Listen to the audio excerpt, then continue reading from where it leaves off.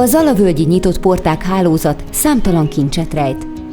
Ebben a zalaszentgróti méhészetben például évtizedek óta készülnek az ízletes portékák.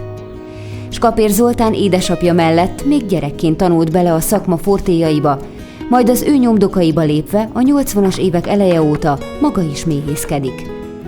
A hivatás szépségei teljesen magukkal ragadták, és ma is pont ugyanannyira várja a pergetés pillanatát, mint az első évben. A méhek élete, a méhek viselkedése, hogy milyen sokszínű munkát végeznek, virágport, propoliszt, mézet, méhpempőt gyűjtenek, illetve termelnek, tehát ezt tetszett meg benne. Nagyon sokféle mézet látok itt a polcon. Hányfélét hordanak neked össze ezek a szorgos kis állatok? A Dunántúli területen 8 féle mézet tudok általában termeltetni, amihez vándorolni kell. Vándorolni szoktam 4-5 helyre. Igaz, hogy nem viszem az egész állományt, csak attól függ, hogy milyen mézet termelni. Például gesztenyemézre 10-15 családot szoktam vinni, mert nincs értelme, nincs olyan összefüggő terület. A Hásra Zelizbe szoktam menni, ott is 40-50 méh családdal, tehát megvannak azok a mennyiségek, ahol mit lehet hordatni, hogy érdemes legyen kipörgetni, és fajtamézet tudja pörgetni. Mert fajtaméznek azt nevezzük, amiből ugyanabból a mézből legalább 70% mennyiség van a mézbe. Az ízletes mézek mellett többek között propolis és virágpor is sorakozik a polcokon a skapér méhészetben. Ha ezeket fogyasztjuk, akkor sokat tehetünk egészségünk megőrzése érdekében. Virágpor az egy nagyon egészséges vitaminbomba az emberek számára, a méhek számára is, ugyanis méhek anélkül nem petéz az anya, nincs virágpor. Tehát ő is tudja azt, hogy mi az egészséges neki, és mire van szüksége, tehát az embereknek is nagy szüksége lenne virágpor fogyasztásra. Sajnos Magyarországon nagyon kevesen fogyasztanak virágport. Én, amit termeltetek, nagy részét Szlovéniába értékesítem, rengeteget elvisznek Szlovéniába virágport, ők nagy fogyasztók, csak sajnos nálunk nem.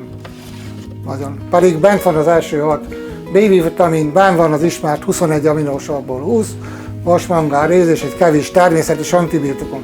Tehát ez gyakorlatilag szükség lenne az emberi szervezetnek.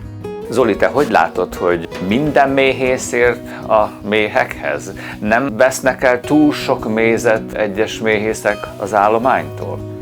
Vannak méhészek, akik csak a hasznot látják az egészből, ezért szinte csontra pörgetik a kaptárakat, ami egyszerűen nem tesz jót a méhek életének, mert szükségük van a már behordott nektárra, amiből mézet csináltak, és ha pótoljuk bármilyen anyaggal a mézet, azt újra fel kell dolgozni neki, ezáltal romlik az egészségük a méheknek. Tehát kizsákmányolják, gyakorlatilag tönkreteszik a méheket.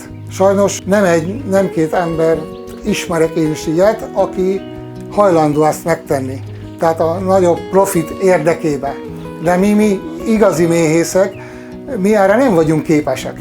Mi mindig a megfelelő mennyiséget bent hagyjuk a kaptárba, főleg nagyon vigyázni kell a téli mézkészletre. Ha nincs megfelelő téli mézkészlet és tavasszal etetni kell a méheket, illetve azt mondják rá, hogy serkentik, pedig etetik, már nincs a kaptárban méz, az nagyon nagy problémát okoz a méhek életében. Nozémásak lesznek, betegek lesznek, legyengülnek, kevesebb fiasítás lesz, tehát sokkal kevesebb termést tudnak betakarítani. Tehát a kapzsiság az nagy mértékben hozzájárul ahhoz, hogy a méhek egészsége romlik.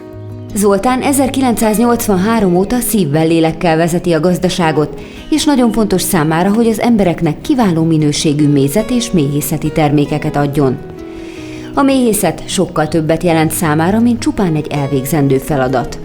Ez a munka, ez hobbim, meg a munkám is. Én ezt imádom, szeretem csinálni, én a méhek nélkül nem tudom elképzelni az életemet.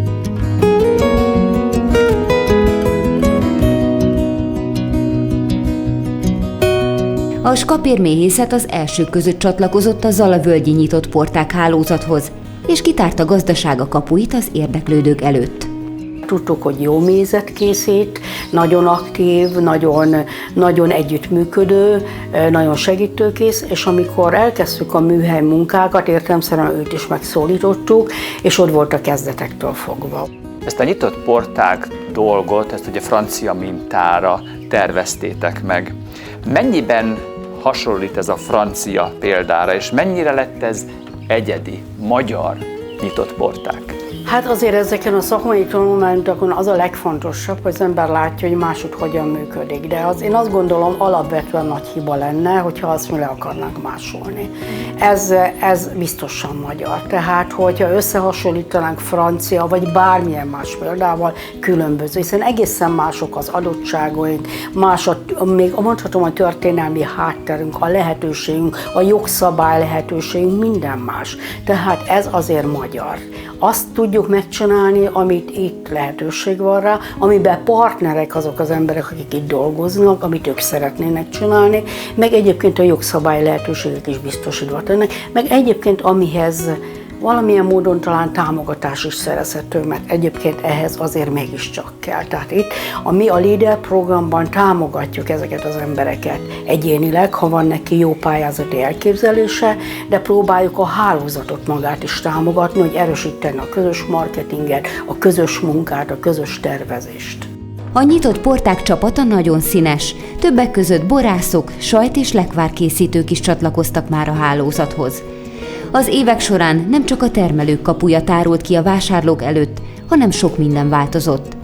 Például olyan új fogalmakat tanultunk meg, amik 2 évtizeddel ezelőtt még idegenül csengtek. Nagyon sokat fejlődtünk mondjuk az elmúlt 20 évben ezen a területen, hiszen mikor mi elkezdtünk foglalkozni vele, akkor még a helyi termék szót, vagy egyáltalán valaki, aki készített valamit, így nevezte volna, még az se volt nagyon jellemző.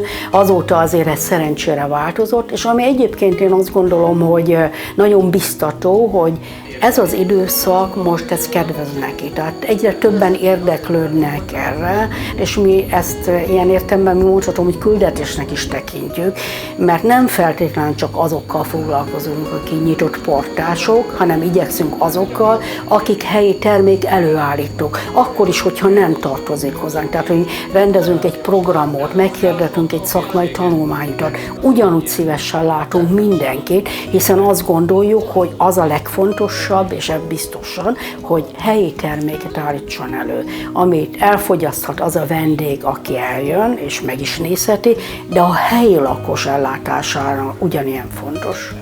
Egyre népszerűbb hazánkban a rövid élelmiszerlánc, amikor a termelőtől a fogyasztóig a lehető legrövidebb úton jut el a portéka. Ennek a kezdeményezésnek az egyik mozgatórugója a Kisléptékű Termék Előállítók és Szolgáltatók Országos Érdekképviseletének Egyesülete, vagyis a Kislépték. Kati, számomra nagyon fontos, amikor ilyenfajta együttműködést látok a termelők körében, mint amit itt Zala megyében látok. Miért tartjátok ezt ennyire fontosnak ti is? Az együttműködés az egy nagyon fontos szó. Az első alkalommal beszéltünk már arról, hogy van egy relatíve új fogalom, a rövid élelmiszerlánc, és a rövid élelmiszerlánc fogalma úgy kezdődik, hogy az együttműködés. Olyan termelők, köztes szereplők, helyi szereplők, vállalkozások, önkormányzatok, szociális szövetkezetek, egyesületek együttműködése, akik együttes erővel próbálnak meg azért tenni, hogy a termelők a piacra juthassanak, és hogy méltányos jövedelmet kapjanak. És ez az együttműködés látszódik ebben a térségben is, ami a rövid élelmiszerláncnak gyakorlatilag az egyik fő üzenete. Nagyon sok workshopot, meg mini konferenciát tartottunk, ahol kis csoportban beszélgettünk a termelőkkel, illetve a helyi szervezetekkel, hogy mit szeretnének ők. Olyan emberekkel, akik itt éltek, de nem nagyon ismerték egymást. És ezek a beszélgetések, facilitáló alkalmak segítették azt, hogy ők megfogalmazzák, hogy együtt mit szeretnének elérni, és mi az ő közös mottójuk, mi a közös céljuk.